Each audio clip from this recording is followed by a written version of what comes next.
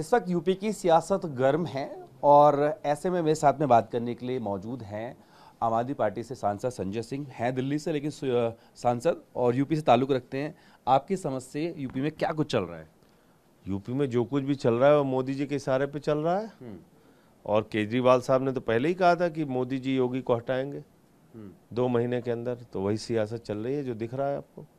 ये जो तमाम विधायक कह रहे हैं कि अधिकारी सुन नहीं रहे, मुख्यमंत्री की बैठक ये में सब दिल्ली से प्रायोजित है, मोदी जी के द्वारा ये सब कुछ प्रायोजित है। इस सब चक्करों में मत पड़िए कि वहाँ कोई केशव प्रसाद मौर्य या कोई विधायक विरोध कर रहा है। अब तक क्यों नहीं किया? इतने सालों तक क्यों नहीं किया? तो अब ये सत्ता की लड़ाई है। तो सत्ता किसको देना चाहते हैं? अगर योगी जी अमित शाह को। अमित शाह अगले प्रधानमंत्री बनेंगे देश के। और उसके लिए जब मोदी जी रिटायर होंगे तो उसके लिए पहले एक आदमी को हटाना जरूरी है जिसका नाम है योगी आदित्यनाथ। उसी काम में लगे हुए हैं। और मुख्यमंत्री के तौर पे किसको देखेंगे सर आप? मुख्यमंत्री के तौर पे किसी को भी बना देंगे। भाजपा में तो ऐसे मुख्यमंत्री बनते ही रहते हैं जो उनके हिसाब से चले, ऐसे किसी आदमी को बना देंगे। योगी जी थोड़ा ट्रैक से हट के जा रहे थे। वो मोदी जी को उतना मान नहीं रहे थे, फॉलो नहीं कर रहे थे, तो अब उनको हटाना जरूरी है।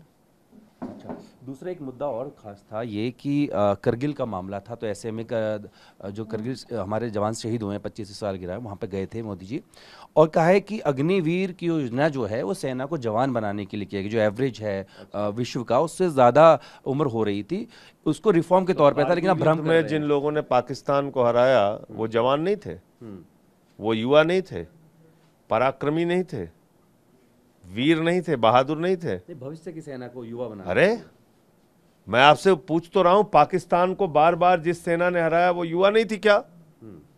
वो मजबूत नहीं थी क्या? भारत की जिस सेना ने पाकिस्तान के 2 टुकड़े किए, क्या वो सेना मजबूत नहीं थी, युवा नहीं थी? भारत की सेना का अपमान कर रहे हैं प्रधानमंत्री। और अगर युवा बनाना है तो पहले प्रधानमंत्री युवा बने। 73 साल की उम्र में आपको तीसरी बार मौका चाहिए और आप सेना के लिए 4 साल की नौकरी देंगे। पहले 1 साल की ट्रेनिंग होती थी, 5 साल फील्ड में ड्यूटी होती थी, तब युद्ध की स्थिति में किसी जवान को, सेना के जवान को भेजा जाता था। आपने कुल 4 साल की नौकरी कर दी, 6 महीने की ट्रेनिंग कर दी और आप कह रहे हैं कि आप सेना को मजबूत बना रहे हैं। कौन मानेगा ये बातें? तो इसलिए ये भारतीय सेना का अपमान है जो प्रधानमंत्री जी ने किया। और इतनी अच्छी योजना है तो मैं सलाह दूंगा कि जितने भी बीजेपी के सांसद हैं, मंत्री हैं, उनके बेटों को भेजो अग्निवीर बना के, वो भी जाके 4 साल नौकरी करें। वो ये कह रहे हैं विपक्ष इस चीज पे राजनीति कर रहा, भ्रम फैला रहा युवाओं के बीच। क्या भ्रम फैला रहा, समझाइए ना मुझे, योजना बताएं। करके कितनी अच्छी योजना है मैंने बता तो दिया आपको। अगर अच्छी योजना है तो जो बीजेपी के मंत्री और सांसद हैं उनके बेटों को भेजिए अग्निवीर बना के। एक भी बेटा जाएगा इनका, भाजपा के सांसदों का, मंत्रियों का। तो दूसरा एक मुद्दा कल पार्लियामेंट में उठा, जो चरणजीत सिंह चन्नी हैं, पूर्व मुख्यमंत्री रह चुके हैं पंजाब के, उन्होंने कहा है कि अमृतपाल सिंह को रिहा किया जाना चाहिए। देखिए, अमृतपाल सिंह पे चन्नी का जो बयान है वो दुर्भाग्यपूर्ण है और खुद कांग्रेस पार्टी ने उनके बयान से किनारा काट लिया है।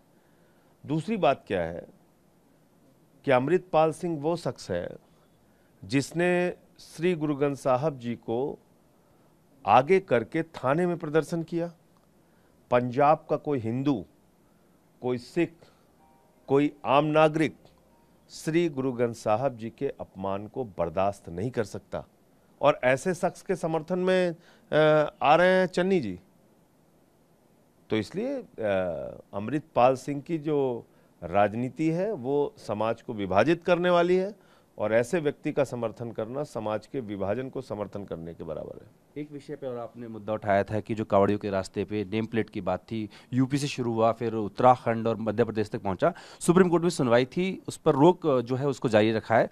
लेकिन यहाँ पर यूपी सरकार ने कहा है कि लाखों कांवड़ियों के भोजन की जो उनकी इच्छा है उसका सम्मान रखना चाहिए। तो किसने कहा था उनसे? किसी कांवड़िये ने लिख के दिया? हम लोग तो देख रहे हैं, लोगों के बयान और वीडियो देख रहे हैं। कांवड़िये तो कहते हैं हमारे साथ हिंदू भी जाते हैं, मुसलमान भी कुछ जाते हैं, हमको कहीं खाने पीने में कोई आपत्ति नहीं है।